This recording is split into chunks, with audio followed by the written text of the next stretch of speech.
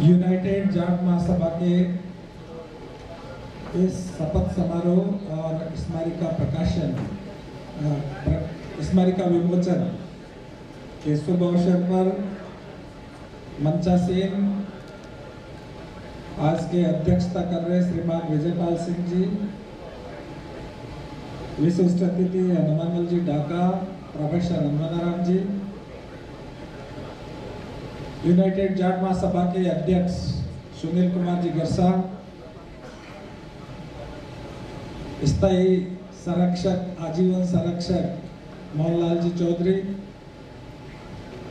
समस्त नई कार्यकारिणी के सम्मानित सदस्य,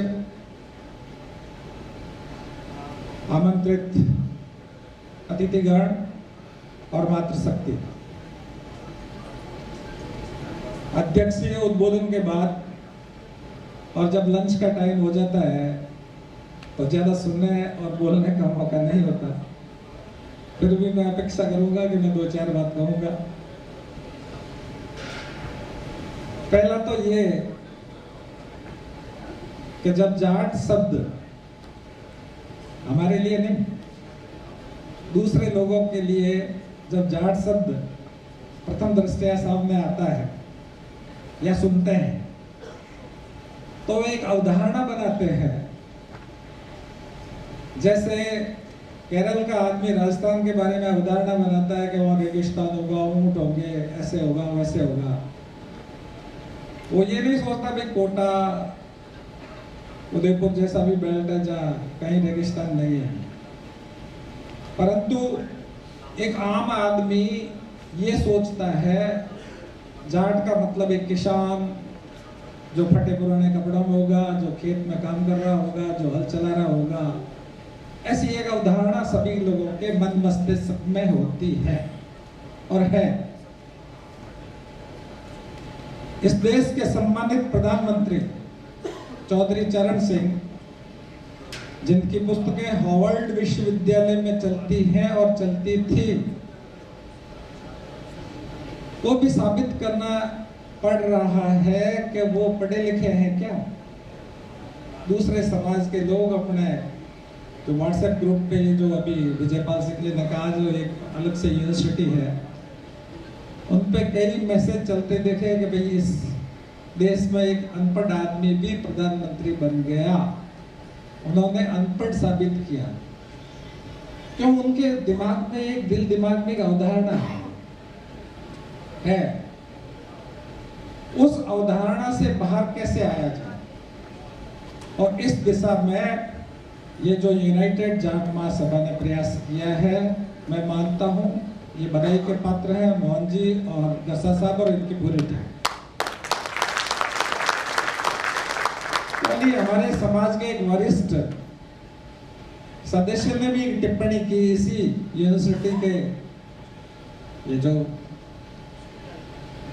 व्हाट्सएप ग्रुप है, इस यूनिवर्सिटी के ग्रुप पे एक किसी ग्रुप पे टिप्पणी की कि ये जो यूनाइटेड जाट महासभा का शपथ ग्रहण समारोह हो रहा है तो ये कितने महासभाएं होगी राजस्थान में, मुझे तो गिनती भी नहीं आती।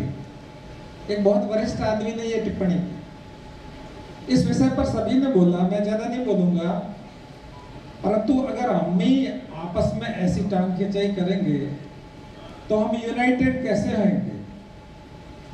बात यूनाइटेड की है। और हमारे जो बीचर साहब हैं, ये तो अभी काफी लंबे टाइम से बोल रहे थे हमने वो युद्ध लड़ा, सब जगह लड़े। मेरी तो आप सबसे एक रिक्वेस्ट है कि आप आपस में ही लड़ो मत, यही बहुत है।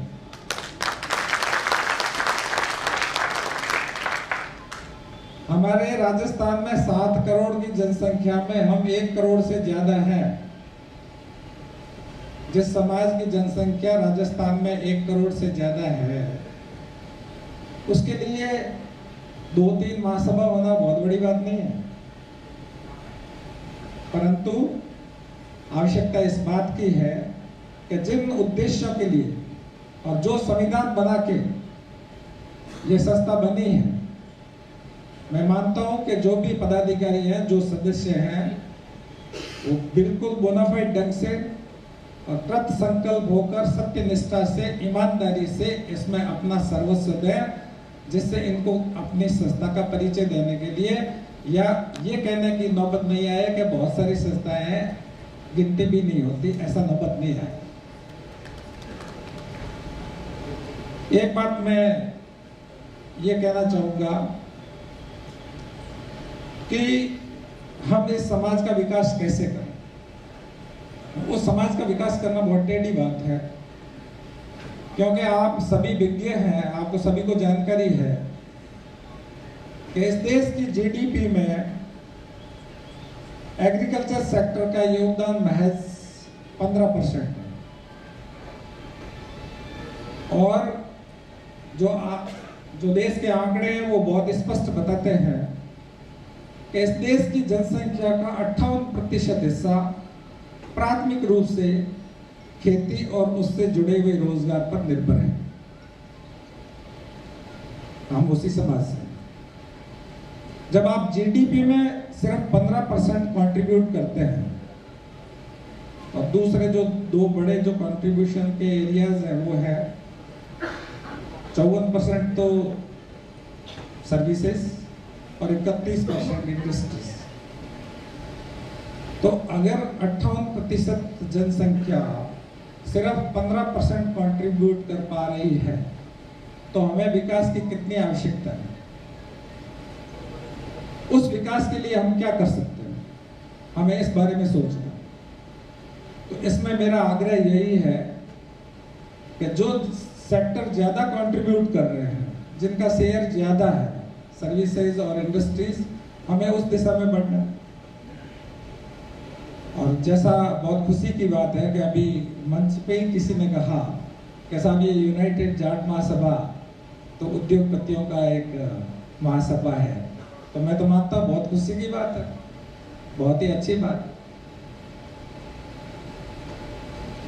विकास की बात के बाद में हम जब शिक्षा की बात करते हैं तो आज के जमाने में आज के समय में जितनी बेरोजगारी है और जितने पढ़े लिखे यूथ हैं, तो हमें सिर्फ पढ़ाई से आगे और सोचना होगा। ये विजयपाल सिंह जी बने, ये स्किल डेवलपमेंट और राज्य सरकार क्या क्या योजनाएं चलाती है सबके ध्यान में। तो यूथ के स्किल डेवलपमेंट के बिना शैक्षिक उन्नयन की बात करना बेईमानी है। स्किल डेवलपमेंट पे ध्यान देना पड़ेगा। और स्किल डेवलपमेंट की बात करें तो हर आदमी के पास स्किल है। हर एक जो आप सभी सामने बैठे हैं सभी के पास स्किल है, मेरे पास भी स्किल, सभी के पास स्किल। तो मैं मान लिया, मैं एक एग्जांपल देके बताऊं कि मैं जिस जिले में एसपी रहा या रहता था, तो वहां मेरे सभी जो ऑफिसर्स थे उनको एक टास्क करता था कि आपको एक अच्छा प्रोफेशनल आदमी तैयार करना है साल के अंत तक, और आप उसको मेरे को बताओगे कि भाई ये आदमी मैंने तैयार किया, तभी मैं आपकी एसीआर अच्छी करूंगा।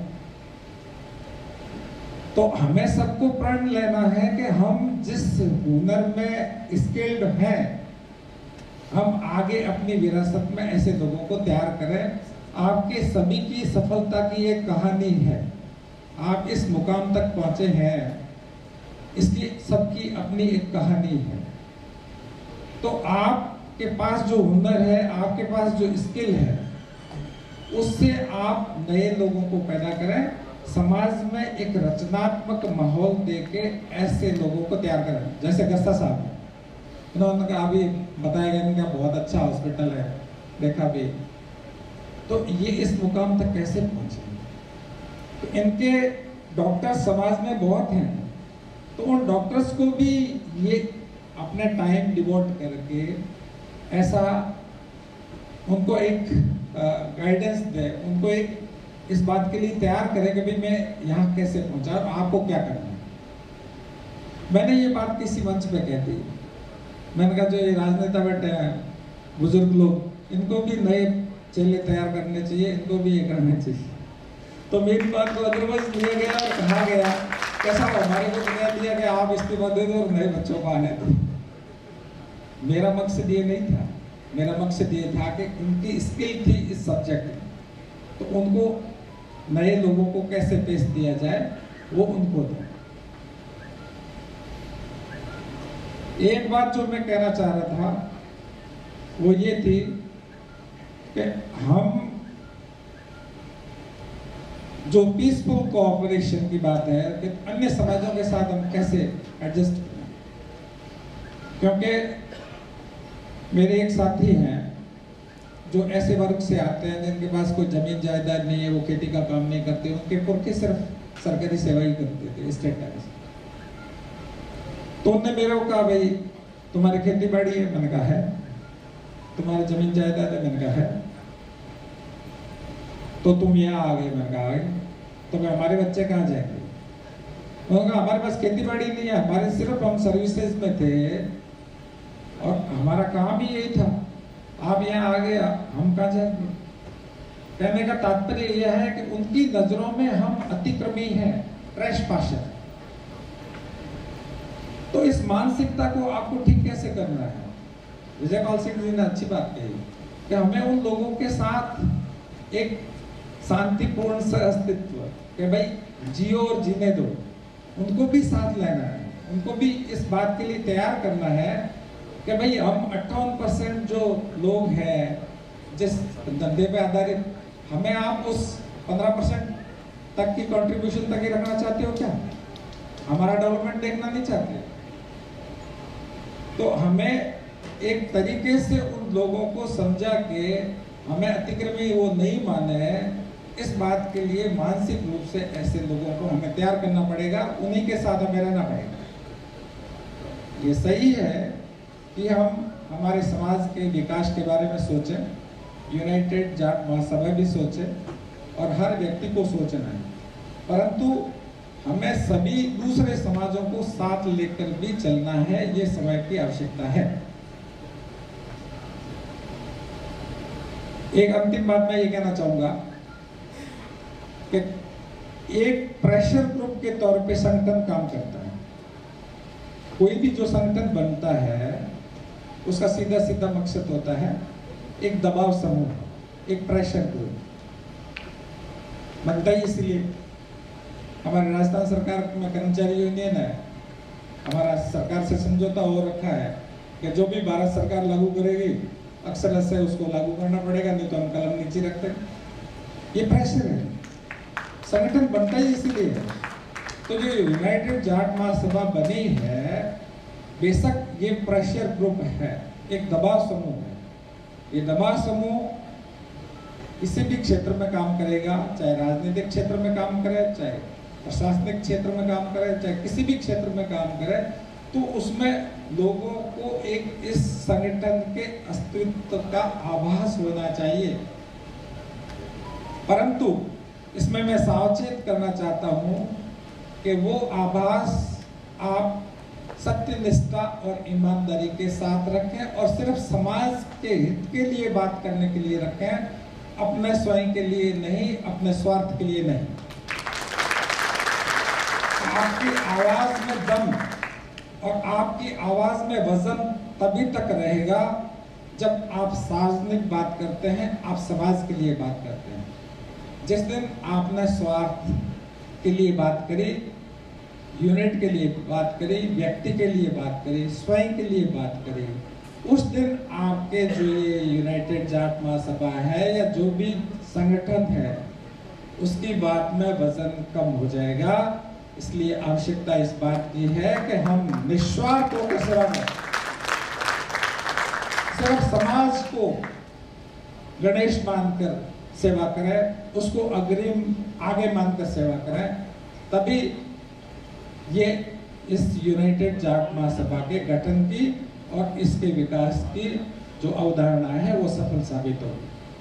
मैं ज़्यादा नहीं बोलते हुए एक बार पुनः आप सभी जो सम्मानित बहुत ही वरिष्ठ लोग जो सामने बैठे हैं उनका मैं हृदय से आभारी हूं कि आप लोगों ने सभी को सुना और इस यूनाइटेड जाट महासभा के कार्यक्रम और शपथ ग्रहण समारोह में भाग लिया। एक बार पुनः मैं सभी निर्वाचित कार्यकारिणी के सदस्यों को बधाई देता हूं और मैं आशा करता हूं कि जिस संविधान और जिस रूपरेखा और जिस रोड मैप के लिए ये कार्यकारिणी बनी है उसमें सफलता के नए आयाम स्थापित करें। मेरी तरफ से बहुत बहुत शुभकामनाएं। जय हिंद, जय जवान, जय जवान।